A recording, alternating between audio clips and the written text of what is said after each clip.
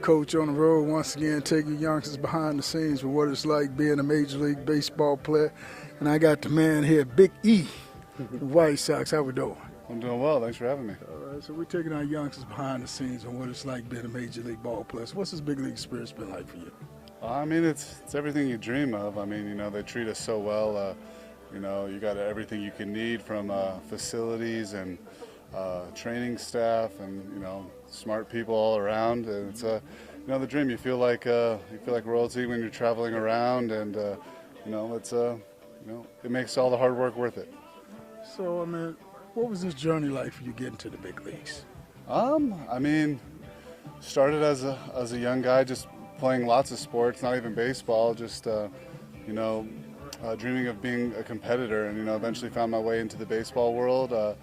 Was always small, had a late bloom as a senior in high school, so always believe in yourself. You never know when that's coming. And then, I was lucky to pitch really well in college, drafted in the first round by the Nationals, and after a couple years in the minors, found my way up to the big leagues. And, story hasn't been super smooth. Wasn't great in D.C., found my way to Korea, pitched well, and now I'm back in the big leagues here with the White Sox and loving every minute of it. Korea, so you went international on us, huh?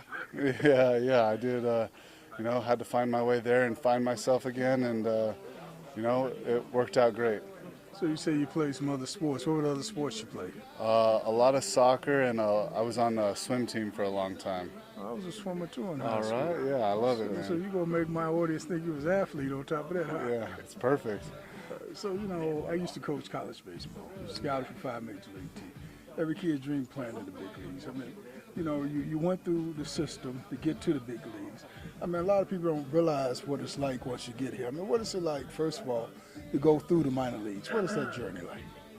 Well, I guess that first couple months is a culture shock. Some of us, lucky to play with like nice colleges, and then you find yourself in a small town, grinding through the minors. But you're playing with the best in the world. I think it's important to be open-minded in the sense of trusting who you are and what got you there, but needing to adjust in some ways. Things that worked in high school and college don't always work at this level. So just be open-minded to growing for the better. So don't be too hard-headed, and then that'll hopefully move you up through the minors. And also looking at big picture of things that you're working on in the minors that are meant to be helpful in the big leagues. So I think that's a tough one. So in that minor league journey, did you follow the big league team to see how they doing along the way? Of course, yeah. It's the first time you feel like you're really part of something. You get to meet some of those big leaguers, some of your idols in spring training, and then you get to watch them perform, and you want to play alongside them. So as you're going through the minors, you're watching that big league club, saying, you want them to be successful, and it's exciting, and then looking for your chance to find your way on that club. So how did you find out that you was getting called up to the big leagues? I remember being in AAA. I had been working kind of out of the bullpen because the Nationals, at that time, needed some bullpen help.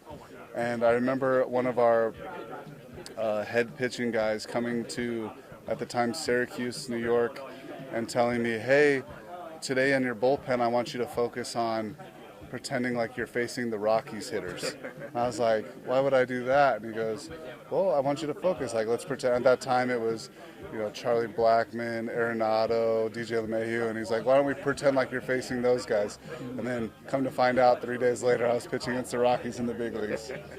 Did you pitch yourself? Yeah, it was crazy. Was surrounded by, superstars. I remember talking to Steven Strasburg right before my start, and he said, once you get out there, take a second to just look around at the stadium and enjoy that moment, because it's going to be over a lot quicker than you think. But you done made it a while that you've been in the big leagues.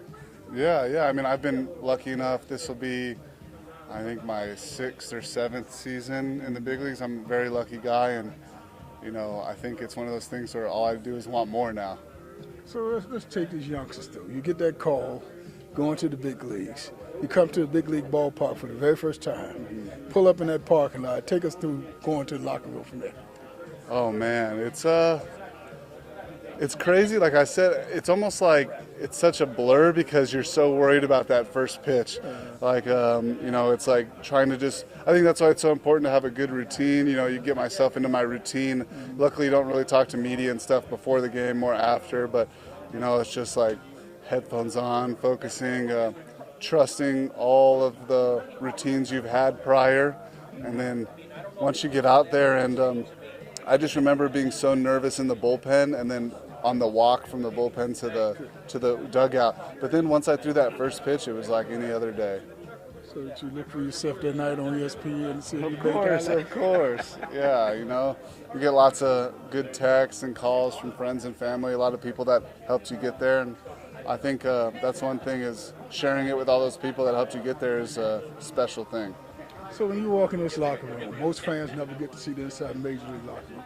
Walk in and see your uniform hanging up. Do you sometimes just really in the big leagues? Do you pitch yourself? 100%. I think it's something that like you can't forget is special. I think going to Korea gave me a new look at that. Like maybe I took some things for granted at some points, but you gotta always remember it's a blessing to get to put on that jersey daily, and seeing it hang up and with your name on the back is it's a special thing.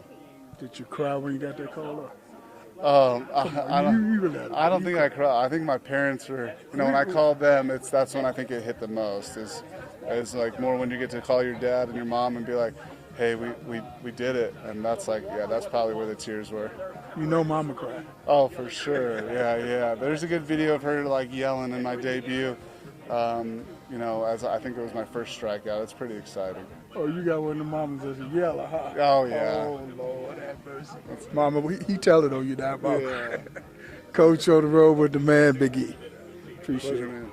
League of Our Own 247.com. Baseball of the Future. A developmental baseball league that offers baseball players an outlet to continue playing baseball, including those which may have encountered academic hardship, been under-recruited, or may not have been afforded the opportunity to be a part of a high school or college team. This league is open to all, regardless of their ethnic background. www.aloo247.com. Click on the subscribe button and become a subscriber.